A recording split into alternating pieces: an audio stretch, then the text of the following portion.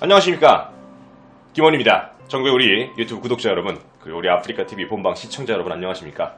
반갑습니다. 김원입니다. 오늘 16번째 김원의 미스테리 극장, 드디어 그 문이 활짝 열렸습니다. 다들 얼마만큼 기대하시는지를 잘 모르겠어요. 오늘 여러분들과 함께 진행하게 될 16번째 컨텐츠는 지구밖 생명체의 감시. 본방 제목은 외계인이 우리를 감시한 다입니다. 다 이게 아니에요. 다 이겁니다. 오늘 여러분들과 같이 2017년 6월 25일 진행하게 되었습니다. 일단 오늘 이야기의 프롤로그부터 먼저 좀 출발하고 이야기를 시작해 보도록 하겠습니다. 오늘 여러분들하고 이 진행하게 될 컨텐츠는 뭐 저한테 사실 제보하신 분은 없습니다. 외계인과 관련된 지난주 미스테리 컨텐츠였죠. 지난주에 미스테리 컨텐츠를 진행을 하면서 여러가지 정보들을 찾던 중 제 시선과 제 이목을 확 잡아당긴 그런 컨텐츠입니다. 보자마자 매료됐어요. 저희 유튜브에 어떤 시청자분이 이러시더라고요.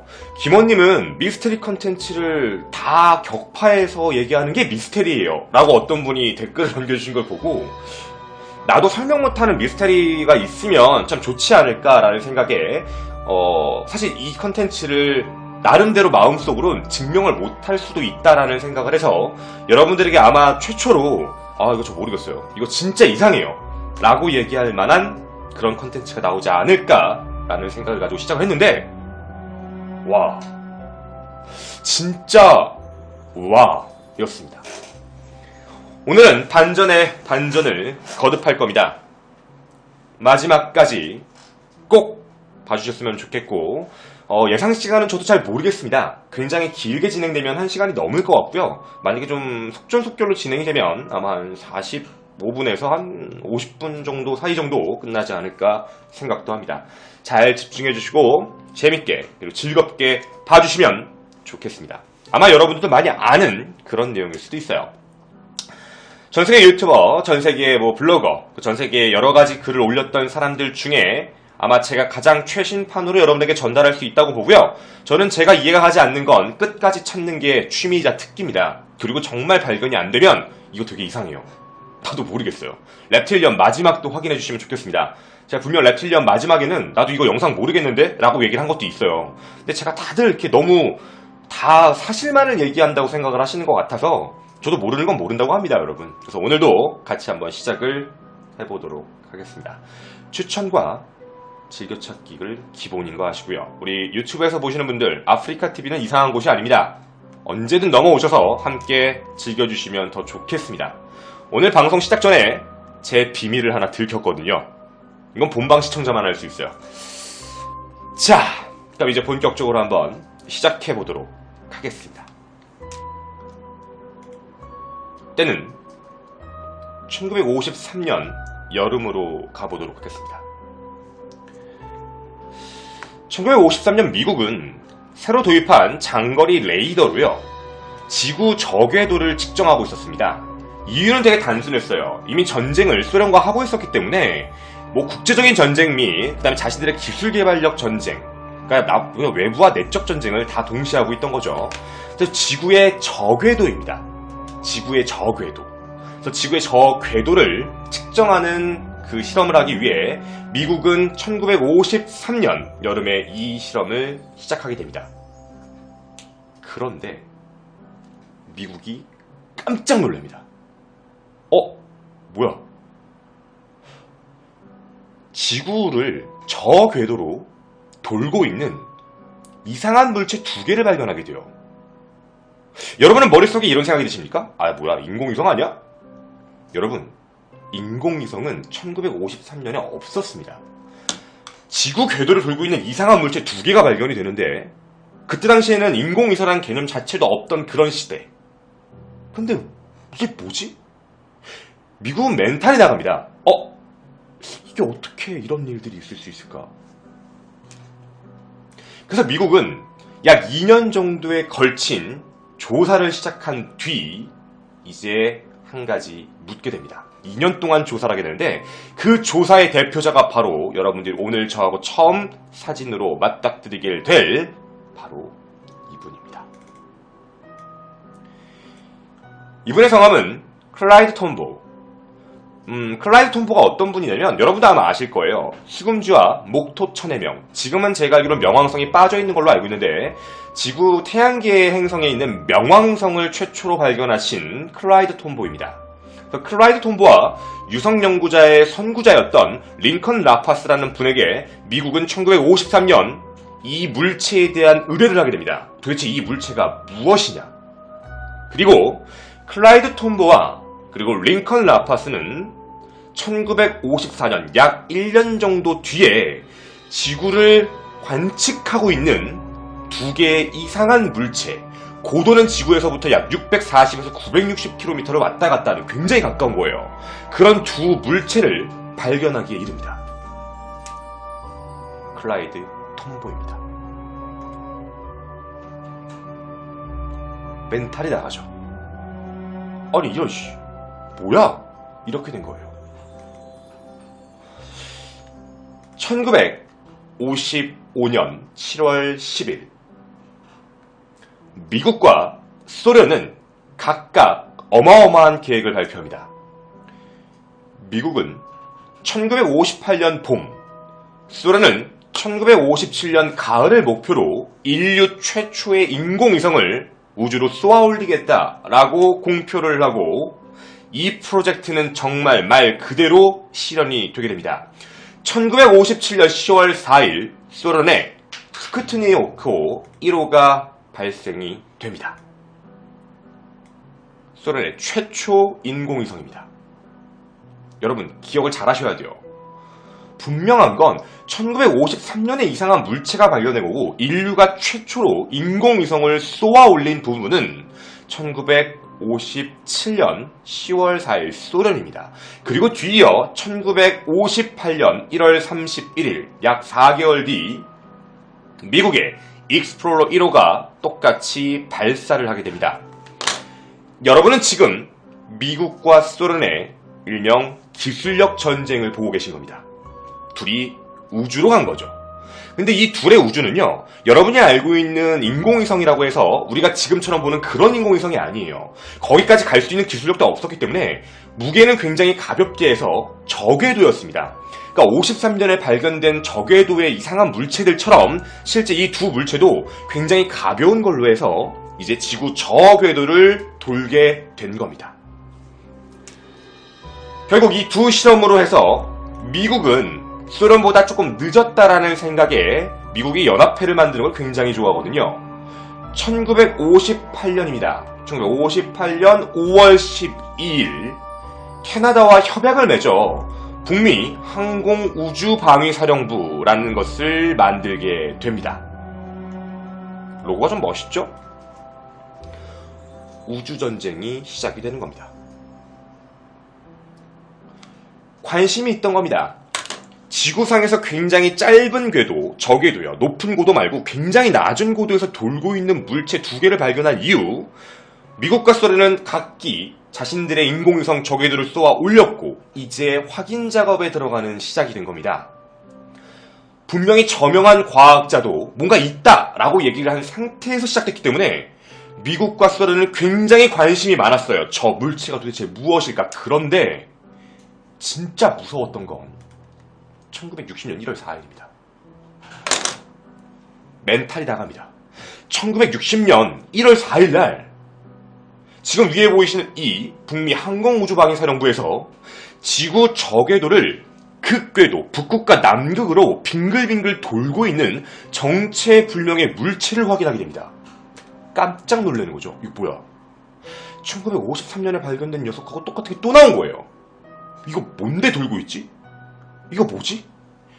물체에 대한 정보를 확인해 본 결과 그때 당시의 기술력으로는 절대 북극과 남극을 왔다 갔다 할 수 없었어요. 왜냐면 극지방이었기 때문에 자기장에 문제가 있어서 그때 당시엔 그쪽을 돌 수도 없었을 뿐더러인데 남극과 북극을 도는 물체이자 무게도 최소 15톤이었어요. 여러분 무게가 최소 15톤이라고 제가 말씀드렸는데 아까도 말씀드렸지만 그때 당시 지구에 있는 지구상에서 우주를 쏘아 올릴 때 기술력으로는 많아봤자 1톤이에요. 1톤 이상으로 쏘아 올려서 지구궤도를 돌 수 있는 기술력 자체가 없던 시대인데 그때 당시 예측을 해봤을 때 15톤.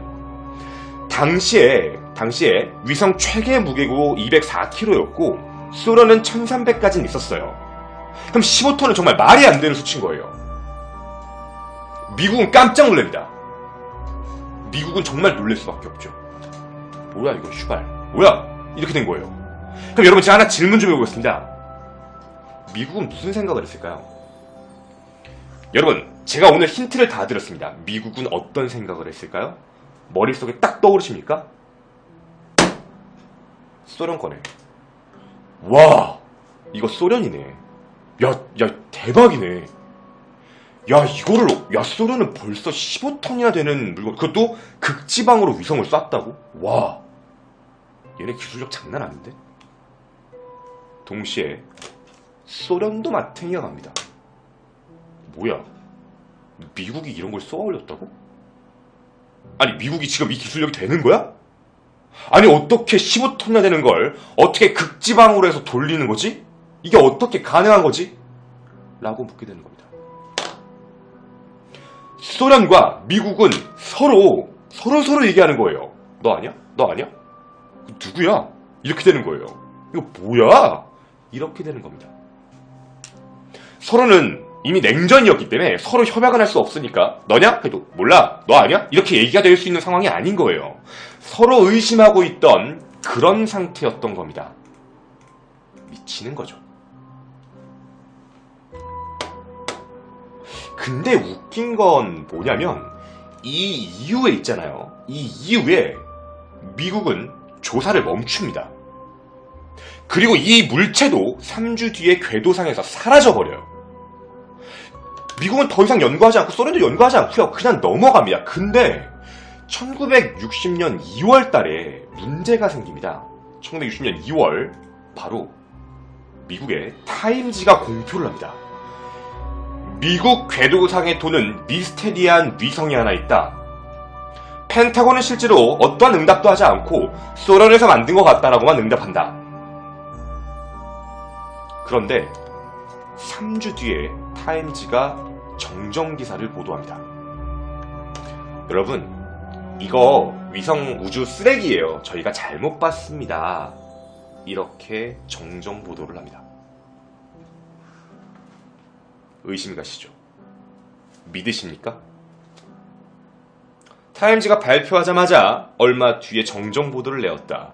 누가 봐도 뭔가 압박이 있을 만한 상황이 아닌가? 라고 의심이 될 만큼 정정 보도가 빠르게 나왔습니다.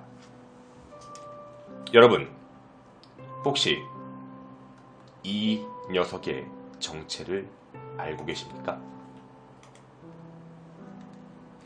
바로 15톤의 무게를 띠며 발견의 최초는 1953년에 발견된 것으로 추측이 되고 있으며 1955년 연구조사에서 발사를 했고 60년 실제로 또다시 발견하게 되었으며 실제 타임지가 발표했을 때 그걸 묵인시켰던 바로 그 15톤의 인공위성, 이름은 닥 위성이라고 불렸던 내용, 바로 그 이름 아시겠습니까?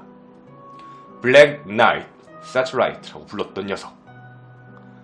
블랙 나이트 새틀라이트 공식 지명입니다. 바로 한국명으론 여러분에게 흑기사 위성이라고 알려져 있는 바로 그 위성입니다.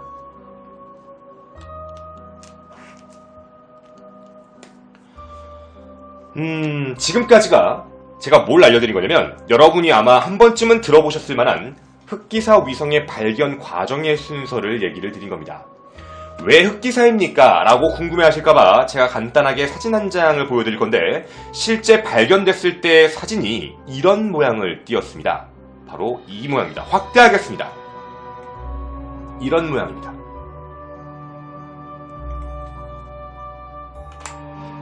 되게 미스테리하게 생긴 물체입니다.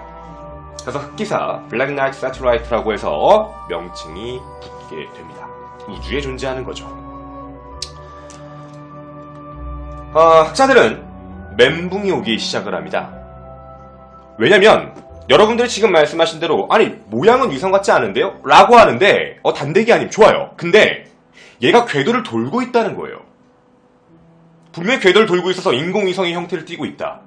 그리고 그때 당시에 기술력으로는 확인이 안 되는 궤도였으며 그리고 무게도 너무 많이 나갔다. 이때부터 학자들은 과거의 기록들을 찾기 시작을 합니다. 과거의 기록. 뭐냐면 1953년에 발견된 게 아니라 혹시 더 전에 발견되지 않았을까? 옛날의 기록들을 찾게 되는데 진짜 놀랄만한 일이 하나 발생되게 됩니다. 바로 이것입니다. 저희 예전에 필라델피아 그 미스테리에서 제가 한번 소개를 드렸던 분입니다. 혹시 아시는지 모르겠습니다. 이분은 시간의 흔적을 거꾸로 가서 찾은 사람, 바로 니콜라 테슬라입니다. 일명 전기의 아버지 에디슨이 질투했다라고 알려져 있는 전기와 정말 전기의 위대한 아버지라 불리는 니콜라 테슬라입니다. 1943년 돌아가셨죠. 정말 위대한 과학자입니다. 이 위대한 과학자는 1899년입니다. 1899년 5월 달에 그리고 1900년 1월 미국 콜로라도주 거기에서 연구소에서 고전압 고주파 실험을 했었어요. 그래서 어느 정도의 효과도 있냐면 40km 떨어진 곳에 막 램프 200개도 터트릴 정도로, 그리고 번개도 직접 만드신 분입니다. 전기의 마술사라고 불려요. 근데 이분이 이 전기 고주파 실험을 하다가 1901년 2월 달이었습니다. 콜로라도 실험이라는 걸 이분이 하고 계셨는데 정체불명의 전파 신호를 발견했다는 게 나옵니다. 반복적이며 규칙적이고 분명한 건 지구 밖에서 온 것이다. 이 신호가 금성 혹은 화성의 지적 외계 문명체로부터 온 것이다 라고 믿게 됩니다. 외부에서 본 고주파가 들어온 거예요. 여러분, 이분은 전기 아버지예요. 전기와 전자를 구별 못하실 분이 아니라는 겁니다. 정확하게 판단하신 거예요. 외계에서 들어오고 있다요. 난리가 나죠. 외계에서 무언가 신호가 들어오고 있다. 흑기사 위성을 연구하던 사람은 이때부터도 시작이다라고 판단을 한 거예요. 가능하다. 그리고 1927년에도 굉장히 흔한 일이 있습니다. 1927년 여름 노르웨이의 오슬로 토막 기사였던 요르겐 할스라는 분이 어떤 일을 하시게 되냐면 아마추어 무선통신 장비를 쓰던 중에 비정상적인 신호를 또 발견하게 돼요. 뭔가 되게 이상한 신호를 발견하신 거죠. 그 신호를 규칙적으로 배열을 해봤더니 이런 구조의 배열을 띠게 됩니다. 규칙성의 배열입니다. 우리는 여기서 알 수가 없죠. 이게 무슨 신호인데 우리가 어떻게 알아요? 여기 아마추어였던 요르겐 할스도 이게 뭔지를 몰랐던 거예요.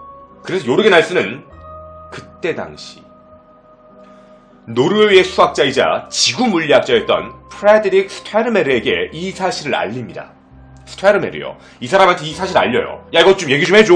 나 이거 뭔지 모르겠어. 이상해.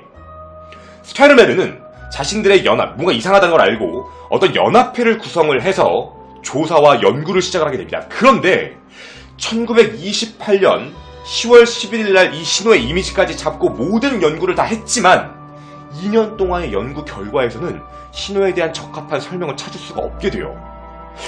그러니까 뭔가 규칙성이 있는 건 알겠는데 이거 설명이 안 된다. 포기하게 됩니다. 이것도 흑기사 위성의 하나의 신호였다라고 학자들은 그렇게 추측을 하게 됩니다. 그로부터 우리가 중간 과정에 있었던 흑기사 발견 이후로 가겠습니다. 흑기사 위성 발견 이후에 어떤 일이냐면 약 50년 뒤 1973년입니다. 1973년 영국 행성간 협회 월간지였던 스페이스 플라이트에서 충격적인 이야기가 나오게 됩니다.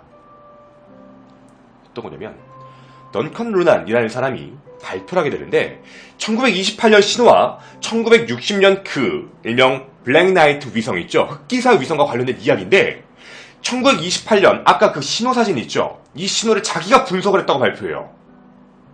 이거를 전파 반사 및 수신 지연 시간을 수평축, 여러분 중요한 건 아닌 것 같아? 저 전송 펄스 스퀀스다. 이거 뭔지 모르겠어요. 이런 거를 수직축으로 패턴을 바꿔봤더니 별자리를 나타냈다고 합니다. 이 암호를 자기가 풀었다고 얘기하게 돼요. 그 별자리 암호에 대한 내용이 바로 뭐였냐면 이런 내용이었다고 합니다. 13,000년 전 지구에서 바라본 목동자리에 대한 메시지였다고 합니다. 13,000년 전. 이 사람이 주장하는 건 그 소행성, 아까 얘기했던 그 위성 있죠. 블랙나이트 위성. 블랙나이트 위성은 13,000년 전부터 지구를 확인하고 있었다. 라는 이야기를 합니다. 그리고 여기에 적혀있는 메시지를 영어로 바꿔서 메시지를 번역하기 시작을 했는데 이런 메시지를 발표하게 됩니다. 바로 위성사진에 대한 모양입니다. 이걸 전부 다 영어로 번역을 해서 하나의 코드네임을 수식화하고 기록화하게 된 거죠. 지금부터 여기에 적혀있는 내용을 읽어드리도록 하겠습니다. 우리의 고향은 목동자리 엡실론입니다. 약 지구에서 203광년 정도 떨어진 별이라고 해요. 우리는 태양 바깥쪽을 기준으로 7개의 행성 중 6번째 행성에 살고 있으며 하나의 위성을 갖고 있습니다. 4번째 행성도 3개의 위성을 갖고 있고 첫 번째와 3번째 행성은 위성을 하나씩 갖고 있습니다. 우리 탐사선, 아까 얘기한 흑기사 위성이겠죠. 우리의 탐사선도 당신들의 위성 궤도를 돌아다니게 됩니다. 달을 얘기하는 것 같아요. 이 메시지는 우리 지도에서의 아르크투루스, 지구에서 약 39광년 떨어진 목동자리에서 가장 밝은 별을 얘기하는데 여기에서 표시를 해서 나타나게 됩니다. 라는 뜻의 의미를 번역을 하게 됩니다. 13,000년 전부터 우리는 당신들을 계속해서 확인하고 있었답니다. 그리고 또 시간이 지나 이런 일이 발생합니다. 1988년 12월 4일 그 이후인데 미 항공우주국 나사가 국제우주정거장의 건설의 첫 비행 미션, ISS에 대한 첫 비행 미션으로 STS-88이라는 것을 출격시킵니다. 우주항복선이야, 그죠? 우주정거장의 일종의 프로젝트를 위해서 먼저 발생을 한 거죠.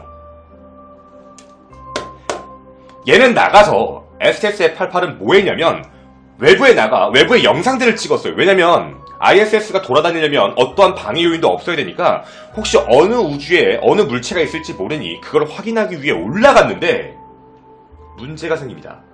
STS-88이 지구 저 궤도를 돌면서 미션을 수행했던 시간 9일째 되던 날입니다. 9일째니까 약 12월 11일 정도였는데요. 12월 11일 2분 3초 동안 정체불명의 물체를 확인하게 됩니다. 이때 처음으로 사진이 찍힌 겁니다. 이때 처음이었습니다. 이상한 패턴으로 지구 궤도를 돌고 있고 온통 검은색, 실제 사진입니다. 좀 더 다른 사진도 있어서 몇 장을 가지고 오게 됐습니다. 이 사진 말고요. 또 다른 사진은 좀 확대한 사진인데 이런 사진입니다. 뭔가 모양이 굉장히 특이하게 생긴 위성이죠.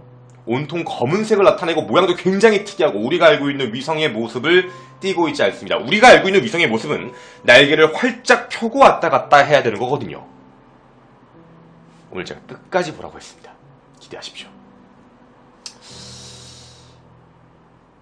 문제는 이 물체가 나타났다가 사라졌다가 또다시 어느 정도 시간이 되면 다시 나타났다가 또 사라졌다가 왔다 갔다를 반복하게 된다는 거예요. 굉장히 이상한 겁니다.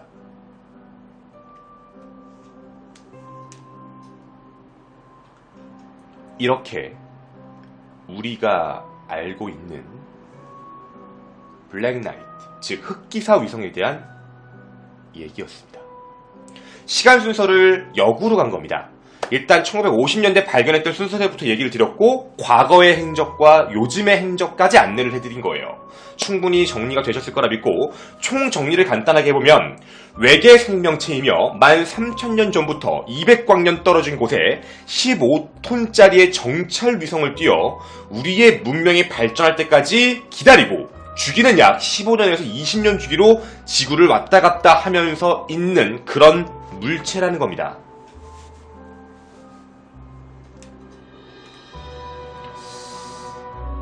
저는 정말 호기심이 많이 생겼어요. 와, 이거 대박이다. 이미 사진도 찍혔잖아요. 사진이 찍힌 마당에 이거를 우리가 반박할 수 있는 근거가 없다는 거예요. 멘탈이 나갔습니다. 이건 누가 봐도 진실이니까 어떠한 힌트를 찾아야지 좋을까? 라는 생각을 하기 시작을 했습니다. 그리고 저는 이 미스테리를 하나씩 조사해보기 시작했습니다. 제가 왜 조사를 시작을 했냐면 그냥 믿는다로 끝내는 게 아니라 정말 제가 찾아봤음에도 불구하고 이게 증명이 안 된다 싶으면 이건 진짜 제가 여러분한테 이거 미스테리합니다. 이거 진짜 맞는 것 같아요. 라고 얘기할 수 있는 아마 제 미스테리 컨텐츠 16번째 역사상 최초가 아닐까? 라는 나름대로의 기대 반 설렘 반으로 시작을 하게 됐습니다. 일단 하나씩 팩트를 시작해 보도록 하겠습니다. 일단 첫 번째 바로 니콜라 테슬라 얘기입니다. 니콜라 테슬라가 이상한 외계 문명의 전파가 들어왔다 라는 이야기를 했다. 한번 확인해 보고 싶었습니다. 실제 지금부터 제가 구글링을 엄청 했는데요. 진짜 힘들어 죽는 줄 알았습니다. 그리고 그 기사 원문까지 확인을 다 했는데요. 바로 이겁니다. 실제 니콜라 테슬라의 인터뷰입니다. 인터뷰 내용입니다. 실제 여기서 뭐가 문제가 생겼냐면요. 애초에 처음에 니콜라 테슬라가 얘기했던 것과 실제 기사 내용이 약간 달라요. 제가 아까 말씀드렸던 니콜라 테슬라가 주장했던 내용에서는 뭐라고 했냐면 자기가 1901년 2월에 콜로라도 실험 중 반복적이고 규칙적인 지구 밖에서 온 것 같은 그런 신호를 찾았다. 금성 혹은 화성 지적 문명체로부터 온 것 같다 라고 얘기를 했다는데 실제 이 기사의 인터뷰 내용을 보면 니콜라 테슬라는 실제 이상한 신호를 발견했다고는 얘기해요. 근데 뭐라고 얘기하냐면 여기에 나오는데 다른 세계에서 온 것일 수도 있다라고 해요. 거의 확신이 없는 말입니다.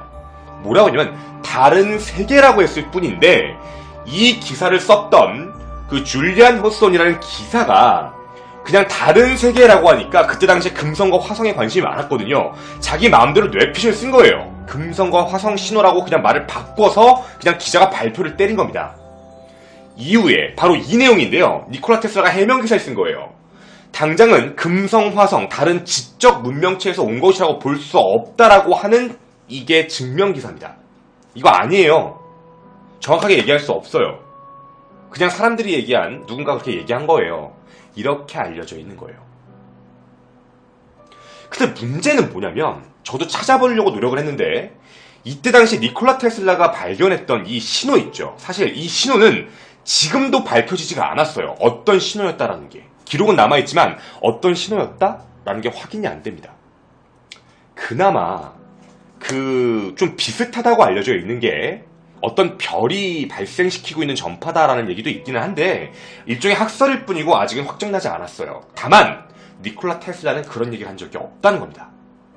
그럼 다시 얘기하면 니콜라 테슬라는 우리가 얘기했던 그 흑기사 위성 있죠. 흑기사 위성에 대한 얘기를 한 게 아닌 거예요. 흑기사 위성을 발견한 사람이 니콜라 테슬라와 연관을 시켜놓은 것 뿐이지 실질적으로 니콜라 테슬라는 흑기사 위성을 얘기한 건 아닌 겁니다.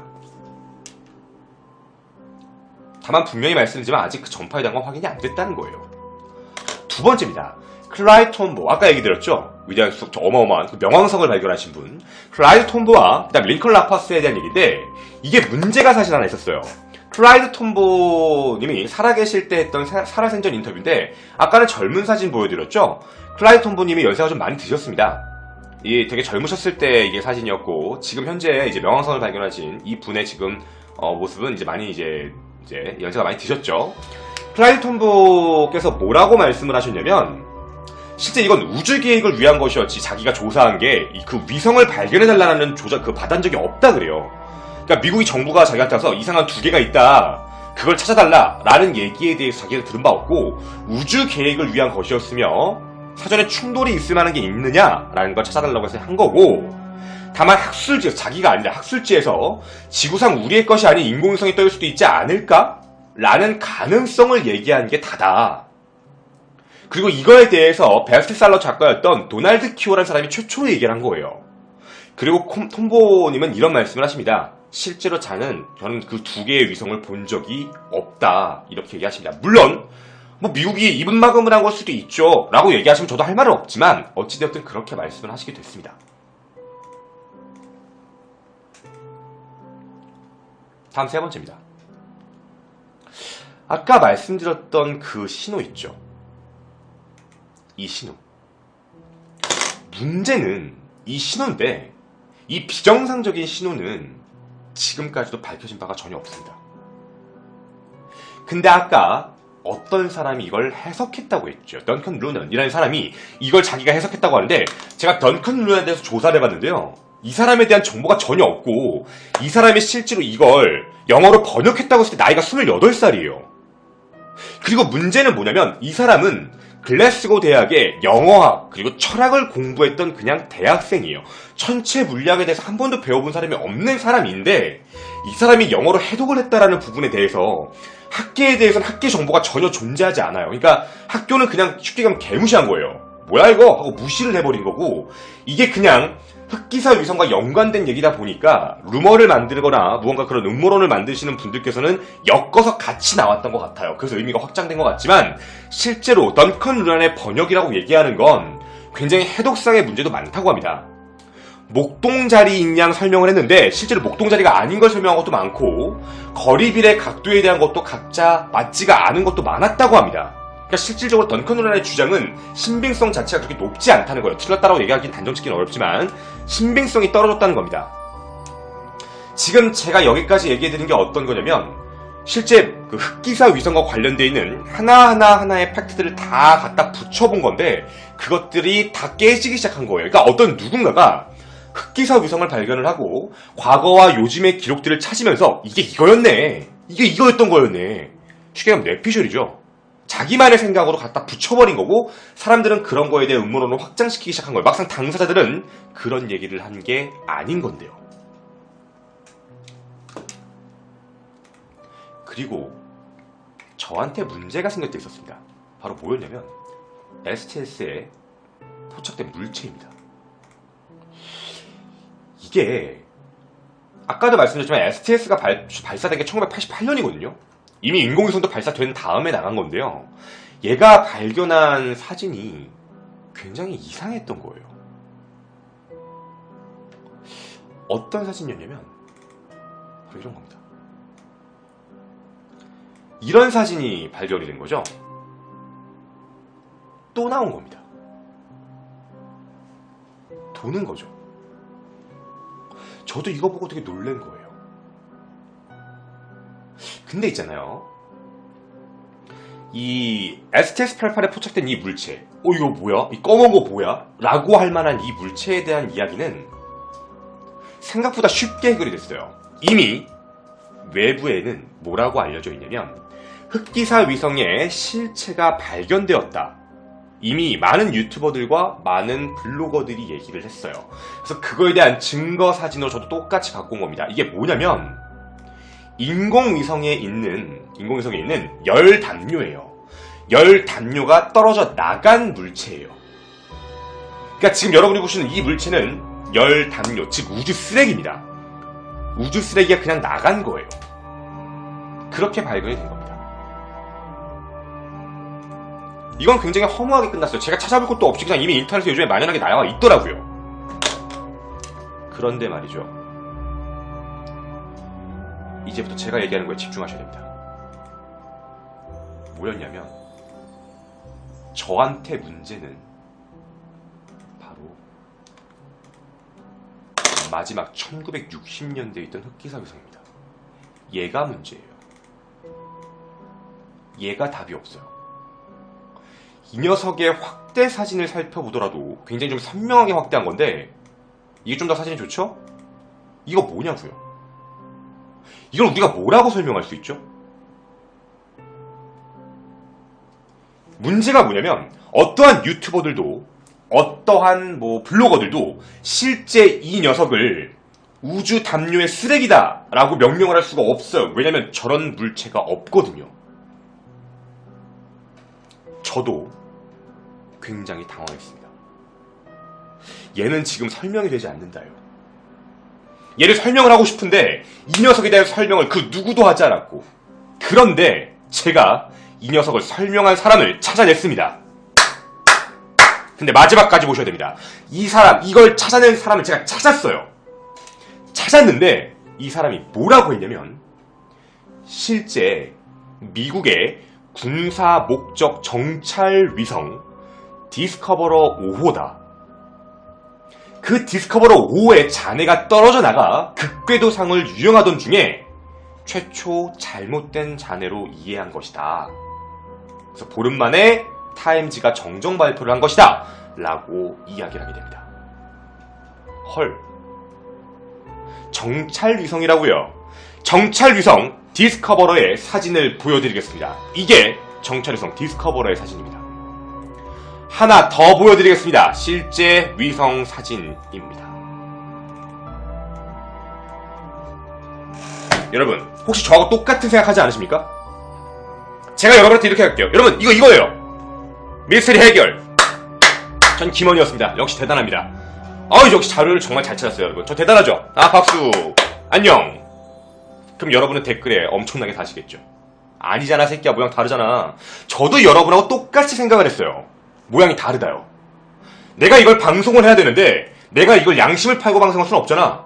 딱 보자마자 이거 모양 다른데? 이거 완전 다른데? 이건 같은 모양이 아닌데? 둥글잖아. 둥글둥글하고 이건 지금 날카롭잖아요. 이건 모양이 완전히 다른데? 이건 말이 안 되지. 흑기사 위성의 사진이 디스커버리 5다. 실제 미국에서 발표한 거예요. 아까 말씀드렸던 미국이 아까 연합회를 만들었다라고 아까 말씀드렸잖아요. 북미 항공우주방위사령부와 나사는 딱 그렇게 얘기를 한 거예요. 이거 디스커버리 5호예요. 디스커버리 5호에 대한 걸 그렇게 발견을 하게 된 거예요. 그거밖에 없어요. 그거죠. 궁금하십니까? 여러분, 저는 이 녀석의 비밀을 찾기 위해 엄청나게 노력을 했습니다. 제가 이걸 못 찾으면 이건 진짜 미스테리입니다. 인정하십니까? 그런데 김원의 미스테리 극장 다음 주부터 아프리카 TV에서 절대적 지지를 받는 우리 케빈님이 진짜 좋아하는 우주 이야기, 이대로 끝내면 섭하죠. 저는 이 녀석의 존재를 찾았습니다. 그게 외계인일까요? 아니면 우리가 착각을 한 걸까요? 그 누구도 공개하지 않았던 그 사진을 오늘 제가 여러분들께 보여드릴 겁니다. 그냥 가지 않겠습니다. 추천받고 가겠습니다. 죄송합니다.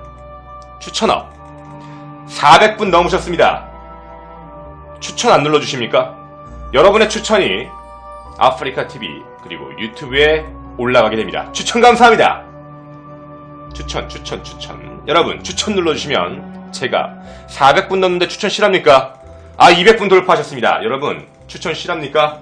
제가 조심스럽게 100점 감사합니다. 100점 주셔도 안됩니다. 추천 받고 갈 겁니다. 보여주어요. 별난별이님 궁금하신가 봅니다. 추천 받고 가겠습니다. 지금 400분 넘게 계십니다. 무난하게 300개는 찍을 것으로 예측합니다. 여러분 가봅시다. 추천회입니다. 여러분 유튜브 여러분 오셔서 눌러주셔야 됩니다. 이런 걸 보고 코코식 운영이라고 알고 있습니다. 코코님 좋은 거 배웠습니다. 감사합니다. 여러분 쭉쭉 돌파 중입니다. 미친듯이 올라가고 있습니다. 눌러주십시오. 감사합니다. 쭉쭉 올라가네요. 장난 아니네요. 이 정도 화력이면 충분하겠네요. 목소리 너무 좋다. 감사합니다. 여러분의 추천이 미친듯이 올라가고 있습니다. 궁금하지 않으십니까? 난 되게 궁금할 것 같은데 20분만 더 받겠습니다. 20분 더 받고 제가 바로 공개하도록 하겠습니다. 렛츠고! 20분입니다. 여러분 얼마 안 남았어요. 힘내십시오. 추천 어제 했어요. 감사합니다. 감사합니다.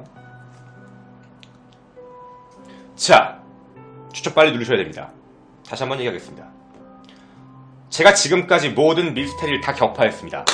사람들이 얘기하는, 여러분 지금 유튜브에 나오고 계신 거예요. 여러분들이 말씀하시는 그 부분에 대한 모든 내용들을 하나씩 격파해서 여러분께 안내를 해드렸습니다. 근데 말이죠, 제가 지금 여러분에게 아직 공개하지 않은 마지막 사진입니다. 마지막 공개하지 않은 사진이 뭐냐면 바로 흑기사 위성이라고 알려져 있는 바로 이 사진. 여러분들에게 굉장히 유명한 바로 이 사진. 근데 분명히 미 국방성은 발표는 이렇게 얘기했습니다. 얘다. 이 녀석이다. 디스커버리 5호가 왔다 갔다 하는 것이다. 누구도 믿을 수 없는 바로 그 사진입니다. 그런데 디스커버리 5호에 대한 사진을 새로 보게 되었습니다. 바로 뭐였냐면 이 사진입니다. 집중해 주십시오. 저는 아까 힌트를 드렸습니다. 인공위성이면 펴야 되는 거 아니야? 바로 이겁니다. 자, 보셨습니까? 보셨습니까? 못 보셨습니까? 다시 한번 보여드리겠습니다. 보이십니까? 실제 정찰위성입니다.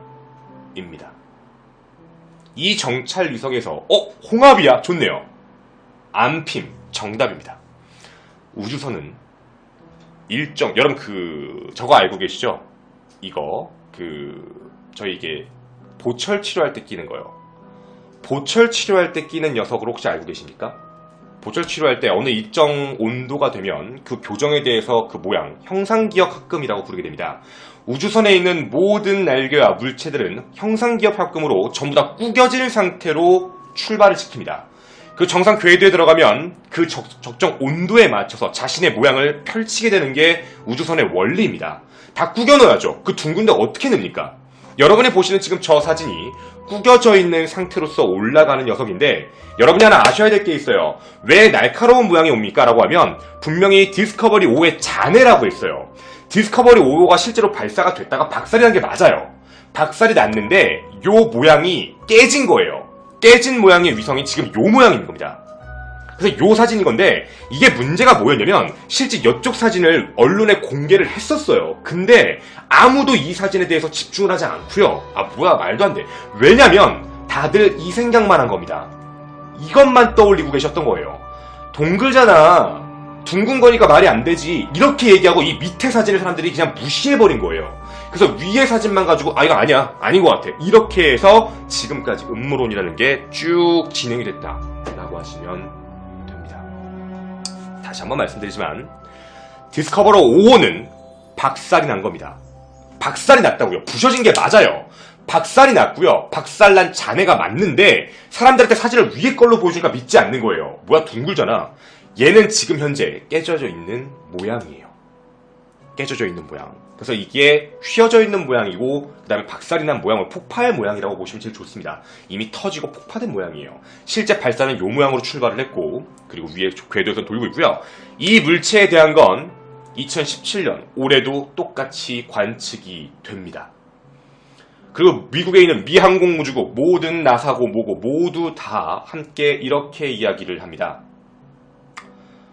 사람들이 음모론이라고 이야기했던 부분에 대해서 자신들도 동의를 한다요. 이유는 자신들도 처음에 애초에 발표를 잘못했으니까. 하지만 이게 문명체가 아니라는 결정적 제1차 이유가 어떤 것이냐면 첫째입니다. 위성 전파 신호는 전혀 없다입니다.